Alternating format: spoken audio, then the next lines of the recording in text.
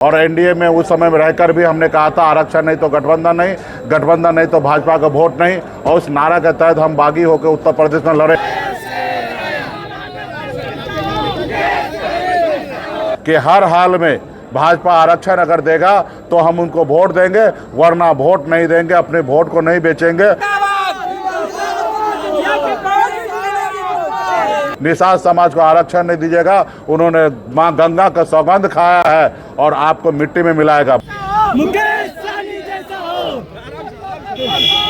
उत्तर प्रदेश में आए हैं आंदोलन करने के लिए।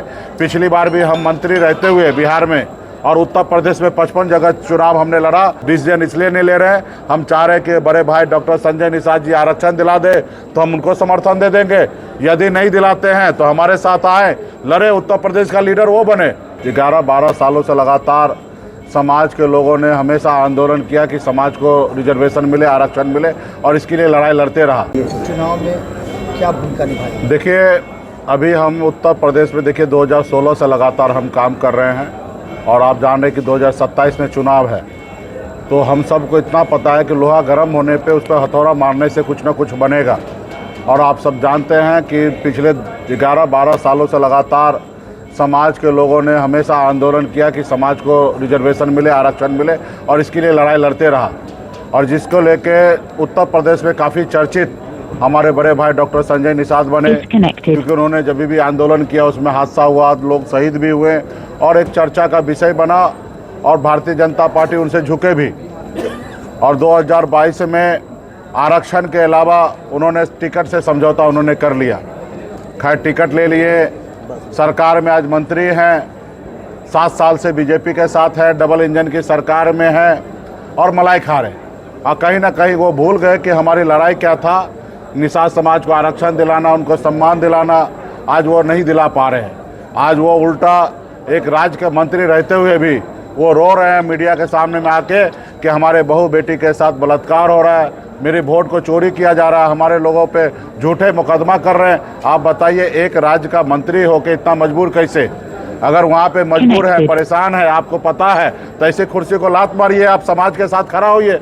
लेकिन आपको मलाई खाना है, आपके पावर में रहना है, समाज के लिए आपको कुछ करना नहीं है। तो इसके लिए आज हम उत्तर प्रदेश में आए हैं आंदोलन करने के लिए।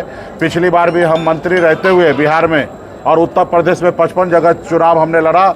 और एनडीए में उस समय में रहकर भी हमने कहा था आरक्षण नहीं तो गठबंधन नहीं, गठबंधन नहीं तो भाजपा का वोट नहीं। और उस नारा के तहत हम बागी होकर उत्तर प्रदेश में लड़े। उसके बाद क्या हुआ, भाजपा ने हमारे विधायक को खरीद लिया, हमको सरकार से बाहर कर दिया। जहां हम मंत्री बने थे तो हमें कोई फर्क नहीं पड़ता, हम अपने बच्चे के भविष्य के लिए, अपने समाज के अधिकार के लिए लड़ाई लड़ने के लिए थे। भाजपा को जो करना था उन्होंने किया। इस बार हम लोग उत्तर प्रदेश में अभी पूरे प्रदेश में 2 महीना तक घूमेंगे। उसके बाद 25 जुलाई से 101 दिन का यात्रा पे निकलेंगे। हर जिला में जाएंगे और संकल्प यात्रा लेके जाएंगे और हर जिला में हम संकल्प करवाएंगे।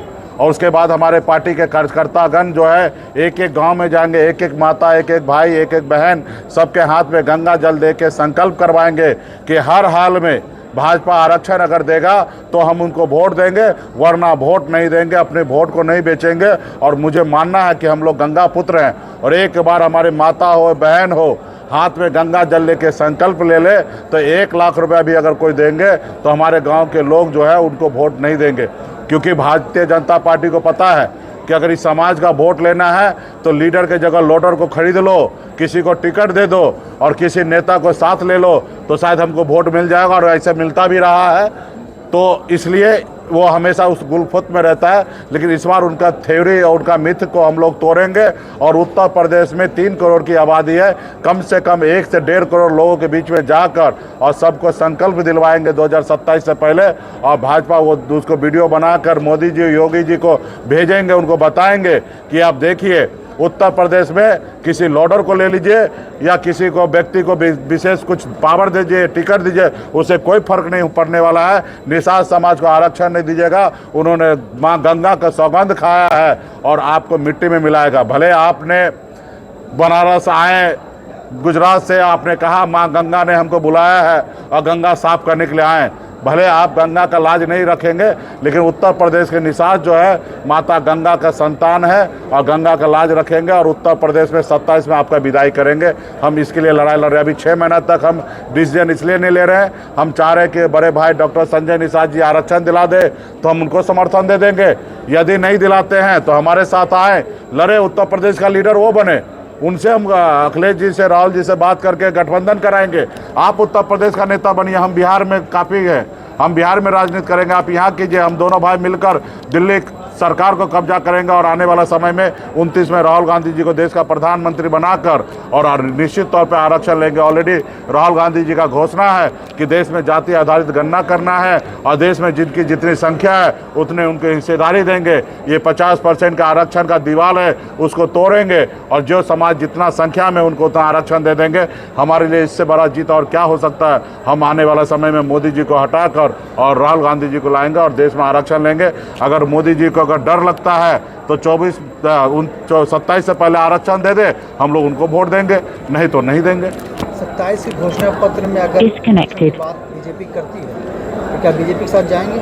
नहीं, घोषणा पत्र तो उन्होंने आज से नहीं, जब भारतीय जनता पार्टी वजूद में नहीं था तब से वो घोषणा पत्र में उनके लिखा हुआ है कि मछुआरा के लिए हम आरक्षण देंगे। योगी जी कई मंच से उन्होंने बोला है, अभी भाषण नहीं चलेगा, वादा नहीं चलेगा, रिजल्ट चाहिए। अभी राहुल जी का सरकार बनने के बाद अब आरक्षण दीजिएगा। अभी तो आपका सरकार है, उत्तर प्रदेश में भी है, दिल्ली में भी है, आपको किसी से पूछना है।